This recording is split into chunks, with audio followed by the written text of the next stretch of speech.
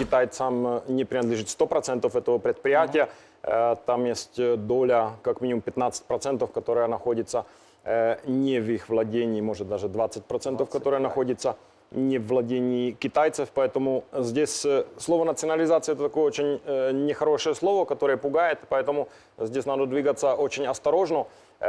Есть у нас такой прецедент с 2005 года, когда тогдашний премьер-министр сказала, что будет реприватизировать 1000 компаний, не назвавших какие компании. Это приостановило инвестиции. Экономика, которая у нас в 2004 году выросла на 12%, замедлилась до роста 3%, потому что инвестиции полностью притормозились. Поэтому не хочется это повторить. Это должен быть такая операция очень правильно и осторожно проведена. Надо здесь учитывать несколько моментов. Это момент геополитический.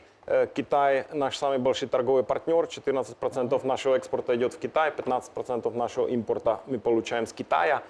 Деньги на приобретение вот этого пакета выдавалось China Development Bank, это государственный китайский банк, и сумма этого кредита, ну, по моим оценкам, намного больше $500 миллионов. Это первое.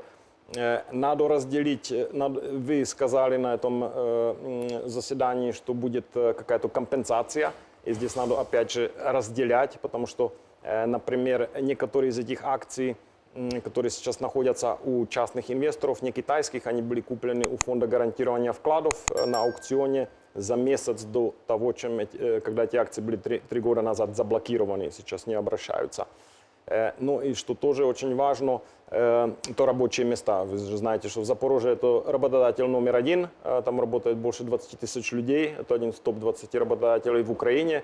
На пике эта компания производила на $1 миллиард оборудования и занимала 11% мирового рынка по производителю двигателей для вертолетов. Поэтому здесь надо учитывать все эти нюансы, чтобы это предприятие не угробить, не потерять рабочие места и не навредить себе в наших отношениях не только с нашими западными партнерами, там, прежде всего, Япония, США, которые против, но тоже с Китаем, куда мы экспортируем, например, 60% железной руды идет в Китай, да, подсолнечное масло и так дальше.